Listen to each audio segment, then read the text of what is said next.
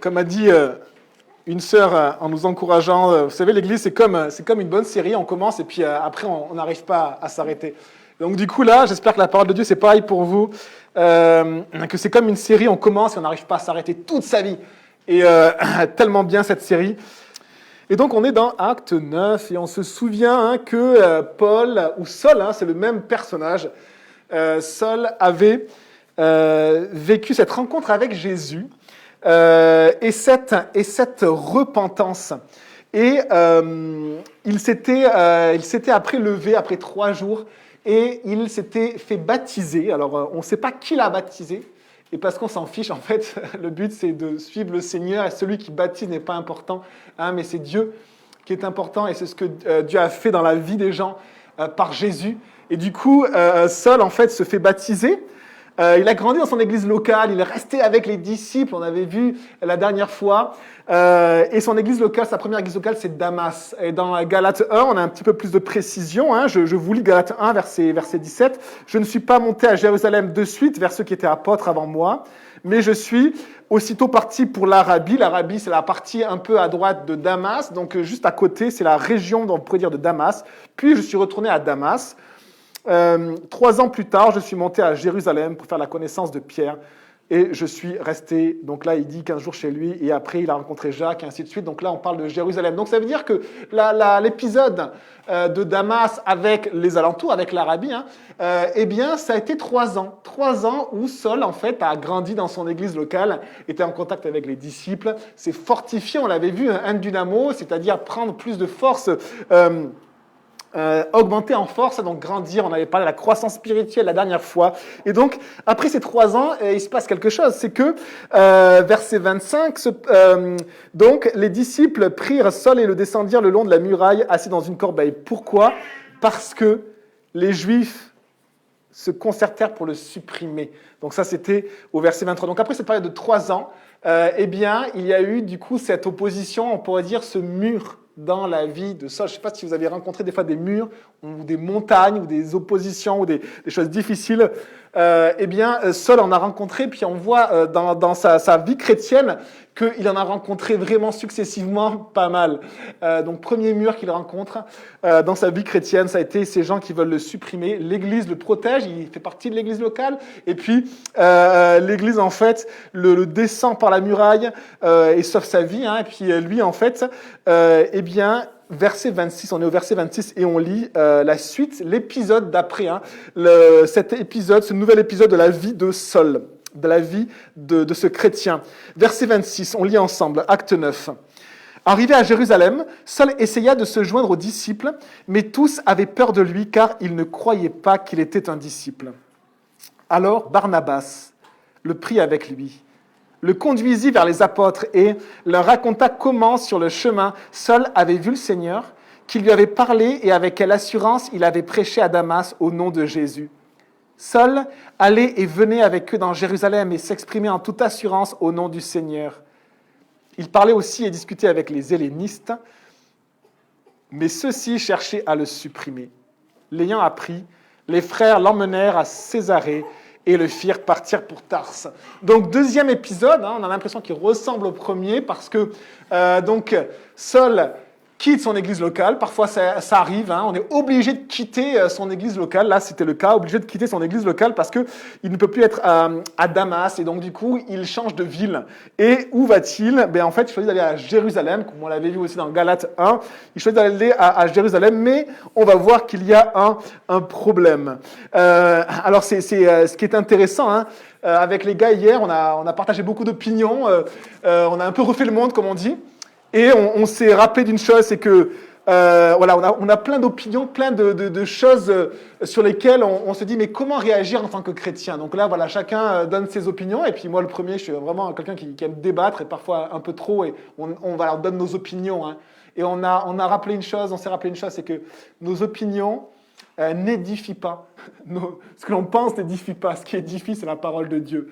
Donc on est nous-mêmes, hein, on partage, on aime le foot ou pas, on partage de plein de sujets, on supporte le PSG ou pas, mais en tout cas, on est nous-mêmes et dans l'Église de Jésus, en fait, c'est bon d'être nous-mêmes. On va le voir, hein, puisque le Seigneur ne veut pas gommer notre personnalité. Hein. Mais ici, du coup, on a plein d'opinions, et puis sur des sujets. Et là, il y a un sujet, c'est changer d'église locale.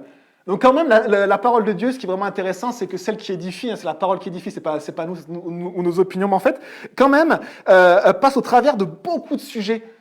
Et merci Seigneur, parce qu'on peut être aussi enrichi, on peut être guidé. Des fois, on a des sujets, on peut se dire, mais voilà, bon, on est au XXIe siècle, je ne sais pas comment la Bible va pouvoir me parler. Et finalement, on peut être guidé par la parole de Dieu, par l'Esprit Saint. Et puis, on voit ici, donc, il y a ce sujet. Changer d'église locale, Saul, en fait, est obligé à changer d'église locale. Alors, on va voir ce qui se passe.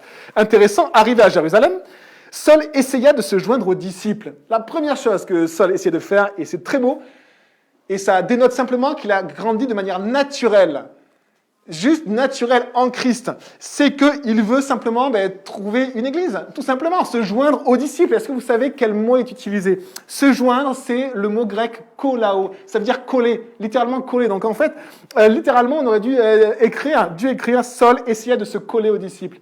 Alors se coller, c'est pas se coller, vous savez, le gars lourd là qui se colle toujours aux gens.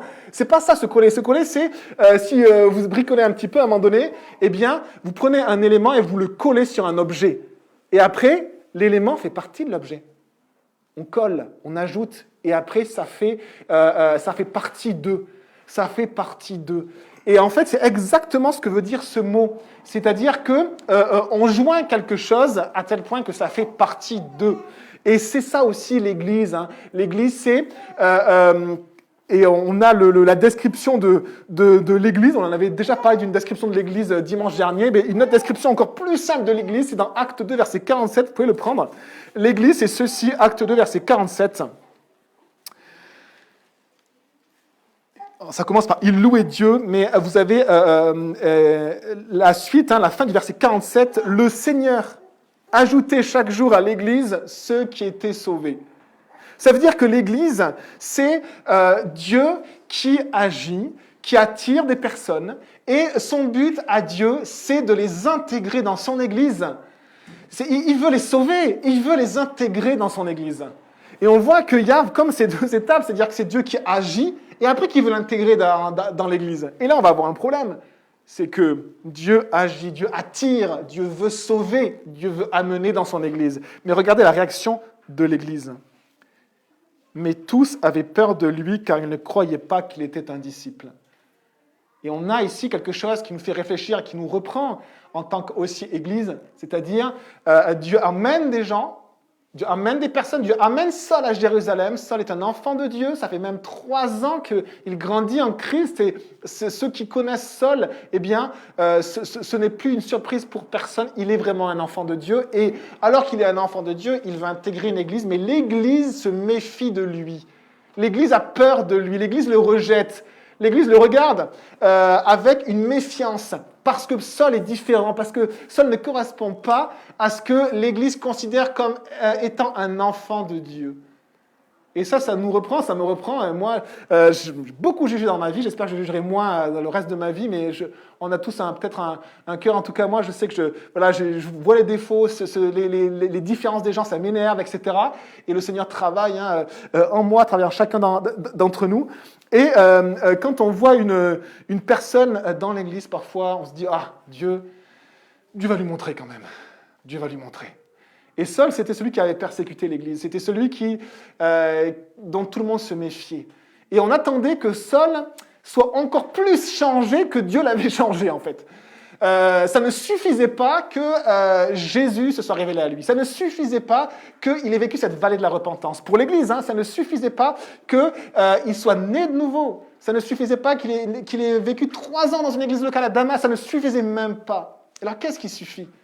Qu'est-ce qu'on doit attendre pour intégrer Saul dans son église ? Et je me souviens qu'on a un ami qui a des dreadlocks et qui est percé de partout. Et quand je l'ai vu, je me suis dit, bon, le Seigneur va lui montrer. et le Seigneur ne lui a toujours pas montré. On attend toujours. Et il sert dans son église. Et en fait, c'est un serviteur utile. Mais il n'a toujours pas coupé ses dreadlocks. Pourquoi, Seigneur? Et il a encore ses piercings. Et on pourrait se dire, mais Seigneur, change-le. Et en fait, on a un peu un cas similaire ici. C'est-à-dire qu'on a Saul qui choque tout le monde. Parce qu'il persécutait l'Église, mais peut-être parce que aussi son tempérament choque, parce que Saul, il est difficilement, je pense, supportable, parce qu'il veut parler de Jésus à tout le monde, mais du coup, il embarque l'Église avec lui, du coup, il y a des gens qui sont contre Saul, peut-être même qui sont contre l'Église, et « Oh, Saul, calme-toi !» Et on a ce Saul qui a un tempérament particulier, et on voit une chose, c'est que le Seigneur a changé le cœur de Saul, mais il n'a pas gommé sa personnalité. Saul, avant de se convertir à Jésus, était à fond. Il était à fond, il était zélé. Pour les mauvaises choses, mais il était zélé.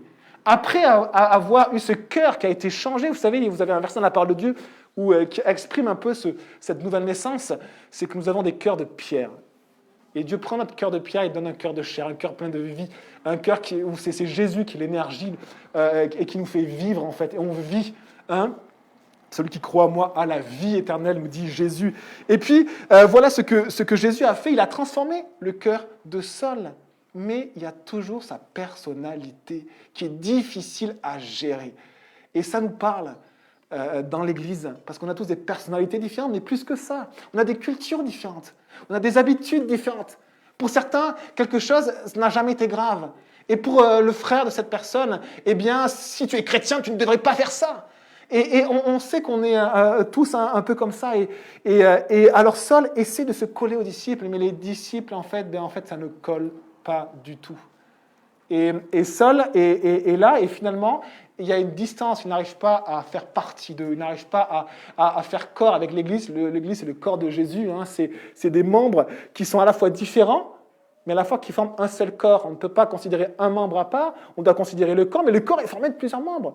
Et les membres sont collés, on est d'accord, qu'ils font partie d'un tout.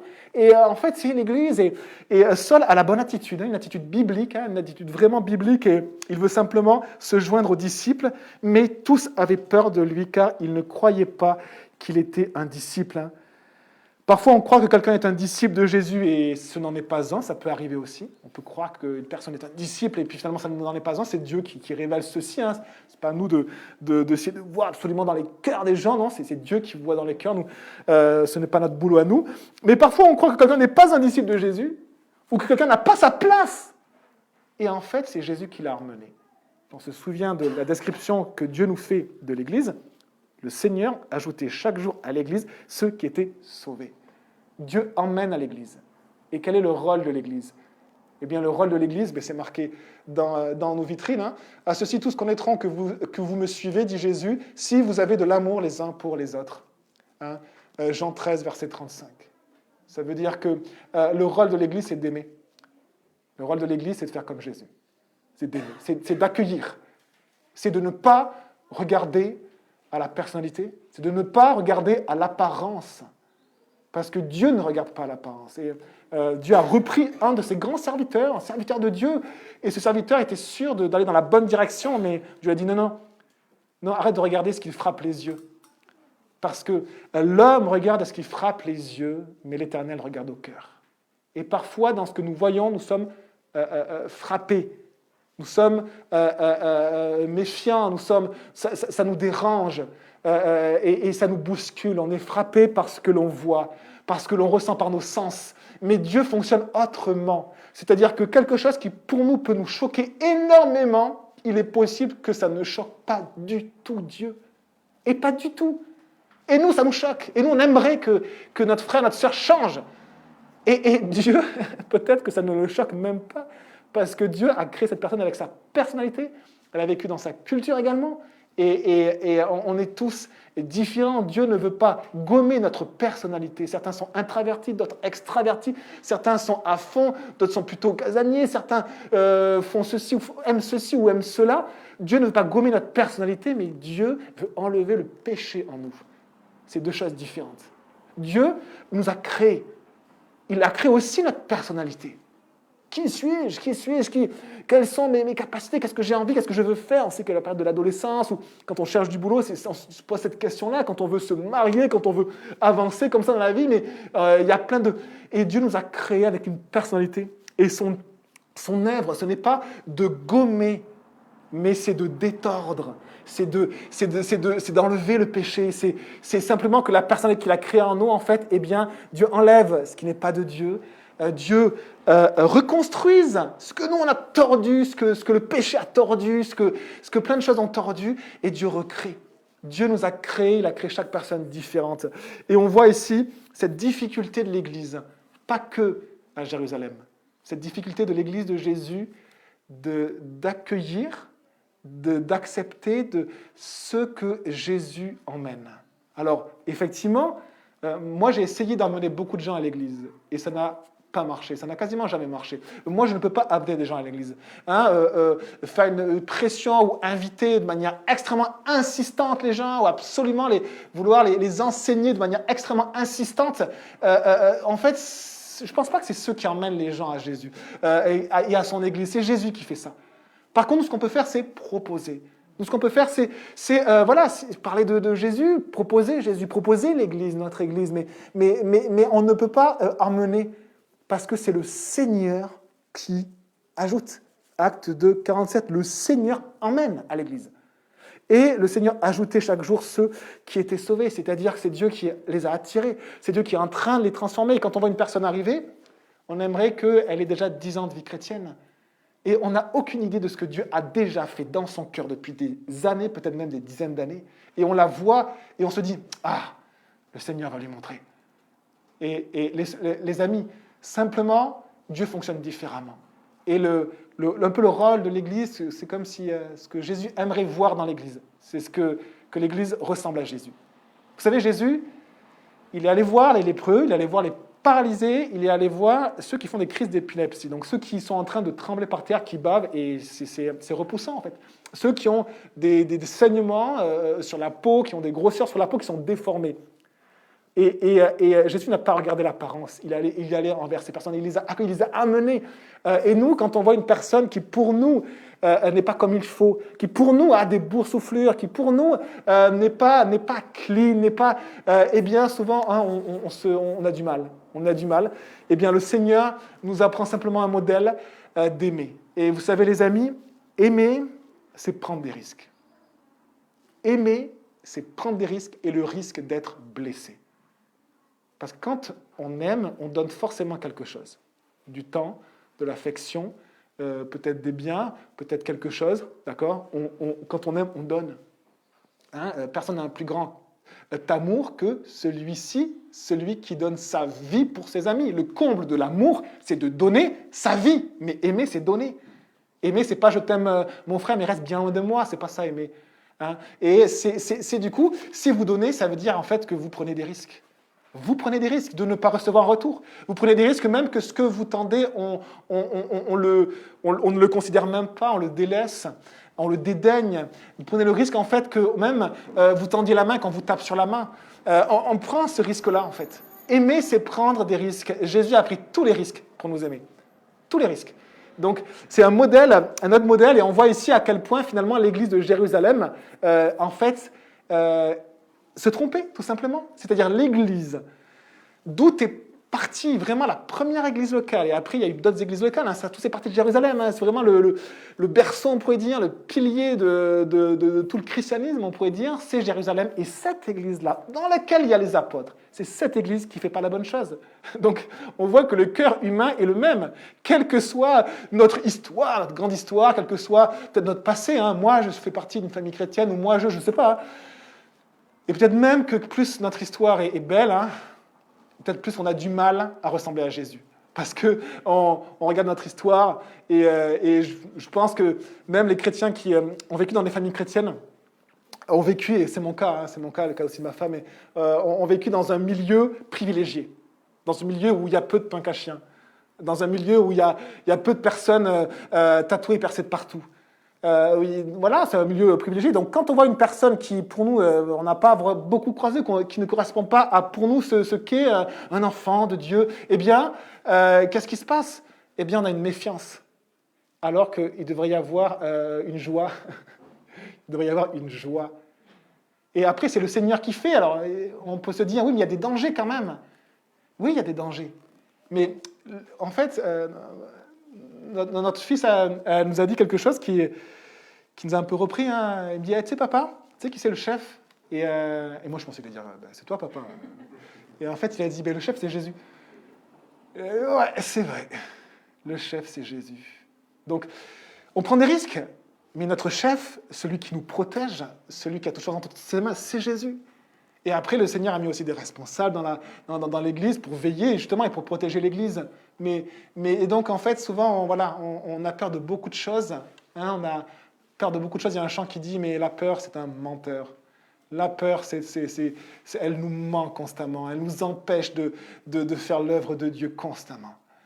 Et le Seigneur délivre de la peur. Et je vais vous lire un verset qui m'a encouragé, qui parle vraiment du salut dans Ésaïe 12, qui parle de ce que le Seigneur fait dans la vie des croyants. Et dans Ésaïe 12, si vous avez cette Bible, c'est page 452, ce jour-là, tu diras, je te célèbre, Éternel, car tu as été irrité contre moi, ta colère s'est détournée et tu m'as consolé. Et on va parler de la consolation après, parce que Barnabas, ça veut dire consolation, réconfort. Dieu est mon sauveur. Je serai plein de confiance. Écoutez ça, les amis, soulignez-le, je n'aurai plus peur. Je serai plein de confiance et je n'aurai plus peur. Car l'Éternel, oui, l'Éternel est ma force et le sujet de mes louanges, celui qui m'a sauvé. Quelle belle louange extraordinaire dans Ésaïe chapitre 12. Je te célèbre, Éternel, car tu as été irrité contre moi, ta colère s'est détournée et tu m'as consolé. Dieu est mon sauveur et je n'aurai plus peur. Car l'Éternel, oui, l'Éternel est ma force et le sujet de mes louanges. Merci Seigneur. Et donc, on a effectivement cette Église qui a peur de Saul. Et on a le Dieu qui nous dit que je suis ta force et tu n'auras plus peur. Et donc, on a ce problème-là, et on peut se dire, mais comment ça va se finir? Eh bien, regardons le verset suivant. Donc, tous avaient peur de lui, car ils ne croyaient pas qu'il était un disciple. Verset 27. Alors, Barnabas, appelé par les apôtres, le fils d'encouragement, le fils de consolation, le fils d'exhortation. Alors, Barnabas le prit avec lui, le conduisit vers les apôtres, et leur raconta comment, sur le chemin, Saul avait vu le Seigneur, et lui avait parlé, et avec quelle assurance il avait prêché à Damas au nom de Jésus. Barnabas, on voit cette personne, en fait, on la voit pour la première fois dans Acte 4. Et dans Acte 4, au dernier verset, on lit que dans l'église de Jérusalem, il y avait un Joseph, Acte 4, verset 36. Joseph, celui que les apôtres surnommaient Barnabas, ce qui signifie fils d'encouragement ou fils du réconfort. Tu m'as consolé, celui qui console, qui réconforte. Eh bien, cet homme-là, ce fils d'encouragement, un lévite originaire de Chypre, vendit un champ qu'il possédait, apporta l'argent et le déposa aux pieds des apôtres. Et donc on a cette personne-là, on voit que cette personne n'a pas fait partie des 7 diacres dans le chapitre 6, mais c'était une personne qui vraiment servait dans l'église de Jérusalem. Et cette personne avait une caractéristique. Une caractéristique, c'est que les apôtres voyaient en elle que le Seigneur agissait, et avec un qualificatif, c'est-à-dire dans l'encouragement, dans l'exhortation, dans le réconfort. Et en fait, le mot, c'est l'aide. Et le mot grec, c'est paraklésis. Et on va en parler de ce paraklésis. Et on a ici ce fils d'encouragement, fils de paraklésis. Alors, qu'est-ce que ça veut dire, ce fils, ce Barnabas? Eh bien, Barnabas, paraklésis, ça veut dire donc consolation, réconfort. Et quelque chose d'intéressant, c'est que les rabbis, les enseignants juifs, appelé le Messie par ce nom-là, le consolateur. Et qu'est-ce qu'on vient de lire dans Ésaïe 12? Tu m'as consolé. Et en fait, on a ce Barnabas qui a un caractère de Jésus, c'est-à-dire que il fait du bien à l'Église, il fait du bien à ses frères et sœurs. Et finalement, qu'est-ce qu'il fait, hein? Qu'est-ce qu'on voit chez lui? Eh bien, on voit que paraclésie, c'est littéralement en fait une aide. C'est même ça peut être lié aussi au travail d'avocat, de défenseur. C'est une aide ou d'un assistant. Un assistant. Et en fait, Barnabas, c'était pas quelqu'un qui jugeait, qui critiquait, qui rabaissait. C'était quelqu'un qui élevait. C'était quelqu'un qui acceptait les gens tels qu'ils étaient et puis qui allait même les aider, les assister pour qu'ils puissent grandir. Un fils d'encouragement. Quelqu'un qui a cette œuvre-là dans la vie auprès de ses frères et sœurs. Très, très belle caractéristique. Et on voit que cette caractéristique, c'est exactement, et au mot près, hein, la caractéristique du Saint-Esprit. Jésus, quand il va s'en aller, hein, il va aller à la croix et après il va s'en aller, il va dire à ses disciples, dans Jean 14, verset 16, « Quant à moi, je prierai le Père. » Dans un autre verset, il dit « Vous ne serez pas seul parce que je vais vous envoyer quelqu'un. Et donc je prierai le Père et il vous donnera un autre consolateur, Paraclétos. Paraclétos, c'est celui qui fait le paraclésis. Donc en fait, le réconfort, c'est paraclésis. Celui qui réconforte, c'est Paraclétos. Le réconforteur, l'encourageur, l'exhortateur, celui, l'aide en fait, l'assistant. Et le Seigneur, en fait, dit ceci aux chrétiens.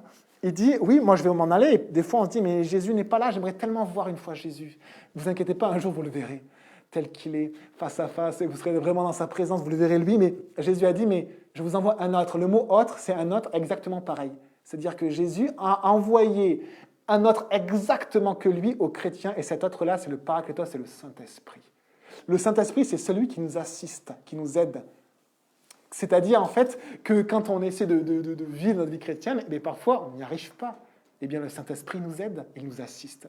J'ai été assistant de Steve, du pasteur Steve, pendant quelques années. Et du coup, j'étais donc assistant pasteur. Et en fait, le boulot d'un assistant pasteur, hein, d'essayer d'aider quelqu'un qui a la charge de l'Église, eh bien, c'est que si on voit qu'il y a une charge qui est trop lourde, eh bien, on essaie de la faire. Si on voit que quelque chose, en fait, se rajoute, on essaie de le faire. Si à un moment donné, il y a besoin d'aide, on essaie de le faire. Le Saint-Esprit est un assistant. Vous savez, Josué, c'est l'assistant de Moïse. Et l'assistant, en fait, le Saint-Esprit a ce rôle d'assistant. Mais c'est incroyable parce que moi, en fait, j'étais soumis à mon pasteur, en fait. Et le Seigneur nous dit, mais le Saint-Esprit, c'est comme quelqu'un qui t'aide, en fait, qui est à côté de toi pour t'aider, pour t'assister. Tu n'arrives pas à faire quelque chose, mais le Saint-Esprit va t'aider. C'est trop lourd pour toi, mais le Saint-Esprit va t'aider.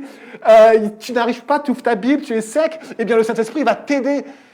Le Saint-Esprit est un assistant, paraclétos, qui nous aide, qui nous amène à avancer, à grandir, à travailler pour le Seigneur. Et c'est tellement beau de voir ceci.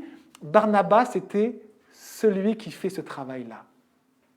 Barnabas, c'est le fils du réconfort, le fils de l'aide, c'est celui qui aide. C'est celui qui fait ce travail-là, qui assistait ses frères et sœurs, qui les assistait. C'est trop lourd pour toi, mon frère, ma sœur? Viens, je vais t'aider. C'est difficile pour toi, mon frère, ma sœur? Viens, je vais t'aider. Et en fait, il faisait un travail, finalement, qui est la caractéristique même du Saint-Esprit. Que le Seigneur nous encourage, nous donne l'envie d'être aussi des fils d'encouragement, des fils de paraclésis, avoir le caractère du paraclétos, du Saint-Esprit, celui qui aide et qui nous assiste. Et donc, on a ce Barnabas, et qu'est-ce qu'il va faire? Eh bien, ce Barnabas, il a pris avec lui seul. Il a conduit vers les apôtres, et il leur a raconté comment, sur le chemin, seul avait vu le Seigneur. Et donc, s'il a raconté ça, c'est soit que Barnabas était en lien avec l'église de Damas et qu'il connaissait la vie de Saul, soit qu'il a simplement écouté Saul et qu'il a cru Saul. C'est-à-dire qu'il a vu par la conviction du Saint-Esprit que ce que disait Saul était juste vrai. Et du coup, finalement, il s'est laissé guider par le Saint-Esprit. Il a dit, mais oui, Saul, il a toute sa place dans l'église. Pourquoi? Pas parce qu'il a 3 ans de vie avec le Seigneur, simplement parce que le Seigneur l'emmène à l'église. Si le Seigneur l'emmène à l'église, il a sa place à l'église, quelle que soit sa personnalité ou ce qui s'est passé avant. Si le Seigneur l'emmène, il a sa place. Et du coup, il va en parler aux apôtres. Et on voit que il va indiquer, mais Saul a vu le Seigneur. Et il va aussi expliquer avec quelle assurance il avait prêché à Damas au nom de Jésus. Avec quelle conviction. Vous savez, la conviction, elle vient aussi du Saint-Esprit. Ça veut dire que Saul, il prêchait, il vivait aussi avec la conviction du Saint-Esprit. Le Saint-Esprit agissait en lui. Barnabas, lui, il est conduit par l'Esprit de Dieu, il fait cette œuvre de l'Esprit, il assiste. Et en fait, qu'est-ce que faisait Saul? En fait, il prêche la parole de Dieu avec conviction, c'est-à-dire avec la puissance de l'Esprit Saint. L'Esprit n'est pas un esprit de timidité, mais de force et de puissance. Ça veut dire que l'Esprit Saint, il parle, mais avec conviction. Pas hésitation, mais vraiment conviction. Et c'est ce que Saul faisait, rempli de Saint-Esprit. Il avait cette conviction de la vérité qui est en Jésus, qui est dans la parole de Dieu. Et donc, on voit ceci, cette belle œuvre du Saint-Esprit par Barnabas, l'œuvre du Saint-Esprit par Saul, l'œuvre du Saint-Esprit par les apôtres, les responsables d'Église, et après on verra l'œuvre du Saint-Esprit par Saul et par l'Église de Jérusalem également. Une belle œuvre du Saint-Esprit. On voit le verset suivant, regardez comment c'est très encourageant. On voit ceci, verset 28, après cette action de l'Esprit, cette assistance de l'Esprit, regardez ce qu'on lit dans le verset 28, Saul allait et venait avec eux dans Jérusalem et s'exprimait en toute assurance au nom du Seigneur.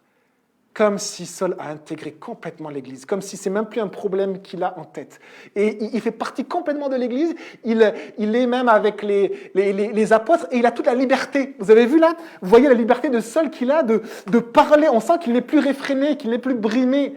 Et l'action de l'Église n'est pas de brimer les personnes, mais que le Saint-Esprit fasse son œuvre en elles et qu'elles aient toute la liberté de faire ce que le Saint-Esprit fait en elles et autour d'elles. Là où il y a l'Esprit du Seigneur, là il y a la liberté.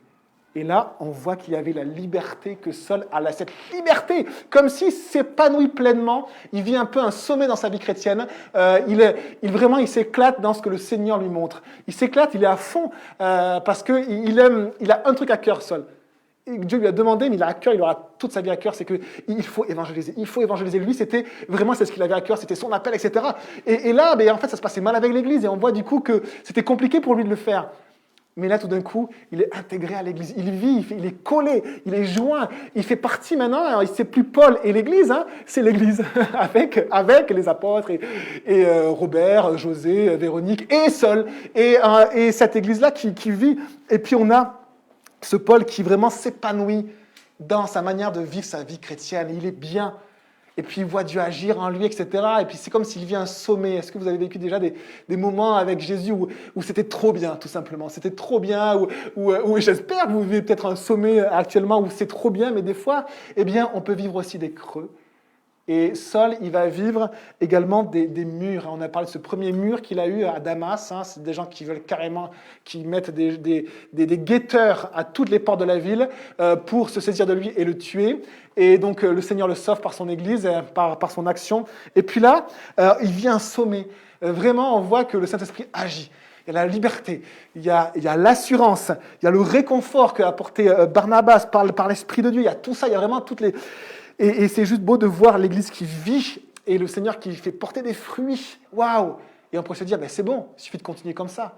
Et là, il y a des murs, il y a des épreuves, il y a des difficultés, il y a des choses comme ça, paf! Hop, on plante un poteau en face de nous et puis ça nous bloque. Il y a une muraille, il y a une montagne devant nous. Et du coup, ça devient un nouveau blocage. Et puis... Alors, au verset 29, on lit ce nouveau mur. Il parlait aussi et discutait avec les hellénistes. Les hellénistes, ce sont des juifs de culture grecque, des juifs qui étaient dans la diaspora, qui étaient sûrement revenus à Jérusalem. Et du coup, ils parlaient un peu plus grec, qu'ils étaient un peu moins hébraïsants que les autres juifs, mais ils étaient attachés à leur culture, à leur religion juive. Et ces hellénistes-là, mais ceux-ci cherchaient à le supprimer. Ce n'est pas des petits murs qu'il a vécu, Saul. Ce n'est pas juste... un petit moment de blues, en fait. C'est vraiment des gens qui voulaient même le supprimer, qui voulaient le supprimer. Alors, Le diable veut supprimer notre amour pour Jésus, le diable veut supprimer notre encouragement qu'on a en Jésus. Il a envie qu'on soit découragé, le diable. Hein. Et quand on est découragé, ben, en fait, il se frotte les mains, et il est content, parce que c'est son œuvre, en fait. Il a envie de nous mettre à l'écart de l'Église également. L'Église avait peur. Mais qu'est-ce que fait le Saint-Esprit? Le Saint-Esprit est un brise-muraille. Vous avez vu tous les problèmes qu'il y avait, l'Église qui ne le reconnaît pas, et puis la méfiance, et puis en fait Barnabas, celui qui fait l'œuvre du Paraclétos, du Saint-Esprit, en fait, il passe toutes les murailles. Et c'est l'action de l'Esprit qui nous encourage, c'est l'action de l'Esprit qui nous aide à servir, c'est l'action de l'Esprit qui nous aide à vivre l'Église, la puissance de l'Esprit Saint, par la puissance de ton Esprit, pas par un général ou un soldat a dit, c'est pas avec nos chars ou avec nos chevaux, c'est pas avec notre force, mais c'est par ton Esprit. C'est par ton Esprit, dit le Seigneur, c'est par ton Esprit. Et on voit cette action de l'Esprit alors. Et alors parfois, on vit des murs dans notre vie, mais des fois on vit des creux aussi, hein, et on a tous nos hauts et nos bas dans la vie chrétienne, hein, pour différentes raisons.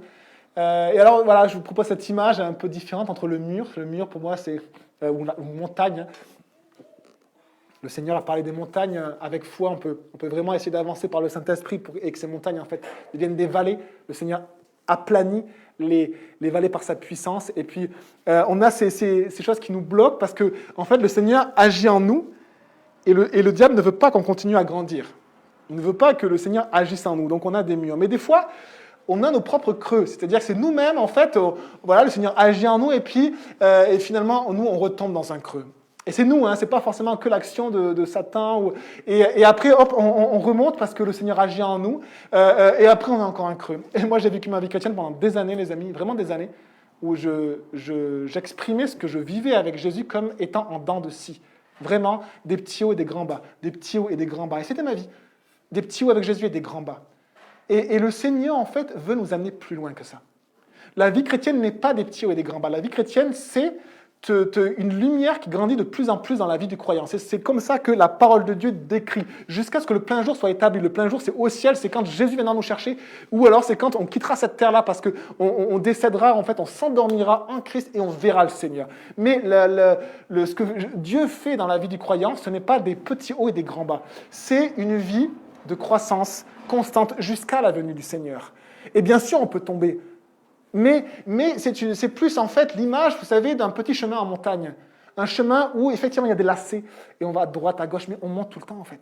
Et des fois c'est difficile, des fois hop, on est bloqué, mais on prend un autre chemin. Le Seigneur nous montre, les apôtres, les disciples de Jésus ont vécu ça plein de fois. Paul était dans un navire, le navire a fait naufrage. Paul était en Turquie, il voulait aller à droite, et bien le Seigneur a dit non, allez à gauche, en Macédoine. Donc, mais on continue à avancer. Et c'est la vie chrétienne, c'est ce qui décrit la vie chrétienne, continuer à avancer. Et le Seigneur nous dit ceci, hein, restez éveillés, ne dormez pas. Restez éveillés, priez. Hein, parce qu'il y a ces épreuves, cette tentation, et puis il y a surtout ce danger qu'on ait des petits hauts et des grands bas. Des petits hauts et des grands bas. Et la vie chrétienne, ce n'est pas ça en fait. Ce que nous propose le Seigneur, c'est plutôt une vie qui grandit. Alors, pourquoi on a toujours ces bas, ces bas, ces bas ? Voilà, il y a des hauts et des bas dans la vie de toute manière, des fois on a des coups de bouse, etc. Et puis voilà, puis le Seigneur nous aide. Mais souvent, moi j'ai réalisé que quand le Seigneur agit en nous, ça fait du bien. Quand le Seigneur agit et puis est vraiment en action dans notre vie, dans notre église ou dans notre famille, on dit « Waouh, Seigneur !» Et à un moment donné, on dit « Waouh, c'est bon, waouh, on est fort, waouh, on est grand là !» Et hop, on a un bas. Et puis le Seigneur agit à nouveau, et puis on redécolle, et puis le Seigneur, waouh, Seigneur, merci, et puis waouh, tu m'utilises, puis les dons, etc. Et puis oh, on est pas mal, et puis paf. Et en fait, au début, c'est comme si on est encore des enfants, et quand le Seigneur agit en nous, on se regarde dans la glace. On a l'impression que c'est nous. On dit waouh, je suis pas mal quand même. Et paf, on a encore un creux. Et puis le Seigneur agit en nous, on dit waouh, je suis pas mal quand même, paf, un creux. Et puis on peut faire ça des années, les amis, jusqu'au jour où le Seigneur, le Saint-Esprit nous amène à comprendre que ce n'est pas nous, qu'il n'y a rien de nous, et que c'est Jésus, la lumière qui croît, qui grandit de jour en jour, c'est Jésus qui grandit en nous. Et c'est nous qui rapetissons. En fait, un prophète a décrit ça à merveille, la croissance du chrétien. Il a dit, il faut que Jésus, il a désigné vraiment Jésus, il faut que lui, il grandisse, et que moi, je diminue. C'est ça, grandir. C'est réaliser en fait que non par ma force, non par mes capacités, non par moi, parce que je ne peux rien, mais par ton esprit, dit le Seigneur, par toi Jésus. Et c'est le fait que Jésus grandisse, qu'il a plus de place dans ma vie. je pointe encore plus sur lui et je me regarde un peu moins dans la glace. Et là, en fait, qu'est-ce qui se passe? Eh bien, notre vie chrétienne ressemble plus à un chemin qui monte avec des lacets. Des fois, on a l'impression que c'est un faux plat, mais un faux plat, on avance quand même, les amis. Hein, et plutôt que des petits hauts et des grands bas. Et que le Seigneur nous encourage à cela. Parce que Saul a eu ses difficultés aussi, a peut-être eu des hauts et des bas, mais le Seigneur l'a amené à grandir, à avoir une vie de croissance et pas une vie en dents de scie. Et c'est notre prière pour nous, pour chacun de nous, pour moi, pour vous. On peut prier également vraiment pour ça, que le Seigneur nous amène à avoir une vie de croissance. Et quand alors le Seigneur agit en nous, quand on laisse plus le Seigneur agir, et puis à un moment donné, et voilà, on grandit, puis on voit à quel point c'est bon de vivre avec Jésus, à quel point, en fait, Dieu, surtout, en fait, il fait des fruits. Et on voit que c'est pas les nôtres, c'est pas nous qui faisons, c'est pas nous qui amenons l'église, c'est pas nous qui convertissons les gens, c'est pas nous qui faisons du bien, non, c'est Jésus. Il n'y a que Jésus qui a ce pouvoir-là, et l'amour de Christ, qui est aussi en nous, et puis, et on se dit, mais c'est bon, alors voilà, il faut juste que je fixe les regards sur Jésus, j'essaie de pas trop me regarder moi, et puis paf, un mur. Une difficulté encore. Et oui, même sur cette vie de croissance, il y a des difficultés, il y a des montagnes, il y a des zones infranchissables qu'on le considère comme infranchissables. Et Saul, dans sa courte vie chrétienne, eh bien, après 3 ans de vie chrétienne, il a eu un gros mur. Il va à Jérusalem, encore un gros mur. Et voilà, le Seigneur va l'aider à avancer, continuer sa vie de croissance. Alors, on regarde comment ça se passe. Après ce mur, qu'est-ce qui se passe au verset 30 ? Eh bien, l'ayant appris, les frères l'emmenèrent à Césarée et le firent partir pour Tars. Donc ça veut dire en fait que ce sont les frères et sœurs, l'Église qui guide Saul. C'est joli. En fait, Saul, dans l'épisode avant dans sa vie, c'est aussi les frères et sœurs qui vont le guider et le descendre de la muraille pour qu'il sa vie soit sauve. Et ici, c'est également les frères, les disciples, qui l'emmènent à Césarée. Et regardez, Saul se laisse conduire par ses frères et sœurs. Et ça, c'est aussi une belle image de l'Église. Se laisser conduire par ses frères et sœurs. Vous vous en souvenez de ce qui décrit l'Église, être soumis les uns aux autres. En fait, dans l'Église, il n'y a pas de chef à part Jésus. Le pasteur n'est pas un chef. Le pasteur, c'est un responsable. C'est totalement différent. D'accord ? Et le chef, c'est Jésus. Et tous, moi plus que les autres, je dois être soumis à mes frères et sœurs, en dessous. Et en fait, Saul, on voit qu'il finalement, lui, il vivait cela. Il se laisse guider par ses frères et sœurs. Quelle belle manière de vivre l'Église. Et en fait, quelle est l'influence et la conséquence ? C'est que Saul continue son chemin de croissance. Il continue et le Seigneur va l'utiliser encore, et encore, et encore, et encore. Le Seigneur va vous utiliser, et il veut encore vous utiliser. Mais c'est Jésus, en fait, qui vit en vous. Hein ? C'est Jésus qui fait ça, et puis quand Dieu nous utilise, on peut juste dire, mais Jésus, je ne mérite rien, je ne sais pas pourquoi tu utilises ce vase de terre inutile, tu m'as lavé, tu me remplis de ton esprit, merci. Et c'est toi, Jésus. Et en fait, la gloire revient réellement à Jésus. Hein, ce n'est pas une fausse modestie de dire, oui, bon, j'ai des grands dons, mais quand même, donnons un petit peu de gloire à Jésus. Et en fait, non. On n'a rien du tout. Et ce que Dieu fait, ça vient de lui et ça revient à lui. Et que la gloire lui soit entièrement redonnée parce que ça vient réellement de lui, en fait. Ça ne vient pas de nous. Ça ne vient pas de nous. Et donc, on voit cette belle manière de vivre l'Église. Et regardez, les mêmes personnes qui se méfiaient de lui au début, maintenant prennent des risques pour lui. Ils prennent des risques parce qu'ils amènent celui qui est recherché par les hellénistes et peut-être même qu'ils fomentent un assassinat. Et les frères, en fait, eh bien, passent outre cela et ils prennent Saul et ils l'emmènent à Césarée. C'est-à-dire, ils prennent des risques. Les amis, aimer, c'est prendre des risques. Aider, c'est prendre des risques. Mais c'est le modèle que nous a donné le Seigneur. Et je vous redonne cette phrase qui m'avait beaucoup encouragé, des fois quand on a des oppositions ou de la méchanceté, ou qu'on a du mal à aimer, parce qu'en face de nous c'est difficile. Le pasteur John Corson a dit, en fait, les gens autour de nous, ils font ce qu'ils font parce qu'ils n'ont pas connu ce que nous avons connu. Ils ne savent pas ce que nous savons. Ils n'ont pas cette connexion avec Jésus, ils n'ont pas reçu le pardon des péchés, ils n'ont pas reçu tout ce que Jésus a fait dans nous. Ils ne l'ont pas. Et donc, ils font des choses, des fois, on dit, mais comment c'est possible ? Et le Seigneur nous apprend encore à aimer. Aimer, c'est prendre des risques. Mais le Seigneur est avec nous, c'est lui notre réconfort. Hein. Et on va s'arrêter là ce matin, je vais juste relire Ésaïe 12, et puis après, on aura un chant et puis un moment de Sainte Seine, de repas du Seigneur ensemble. Ésaïe 12, ce jour-là, tu diras, je te célèbre, Éternel, car tu as été irrité contre moi. À cause de mon péché, de ma rébellion, ta colère s'est détournée. Et tu m'as consolé, le consolateur, le défenseur, l'aide, l'assistant, le Saint-Esprit. Tu m'as consolé, tu m'as donné ton esprit. Tu m'assistes. Dieu lui-même est à côté de vous pour vous assister. Comment est-ce possible? Nous devrions assister Dieu. Nous sommes rien, nous sommes petits, et c'est lui qui nous assiste. Dieu est mon sauveur. Dieu est mon sauveur. Et moi, je ne suis pas le sauveur. Personne n'est le sauveur. Dieu est mon sauveur. Je serai plein de confiance et je n'aurai plus peur. Et je n'aurai plus peur. Car l'Éternel, oui, l'Éternel est ma force. L'Éternel est devenu ma force. Et c'est pour ça que je peux grandir. C'est pour ça que je peux avancer sur ce chemin. Parce que l'Éternel est ma force. C'est plus moi ma force. C'est plus moi, c'est l'Éternel. J'arrête de me regarder moi dans la glace, maintenant je regarde Jésus.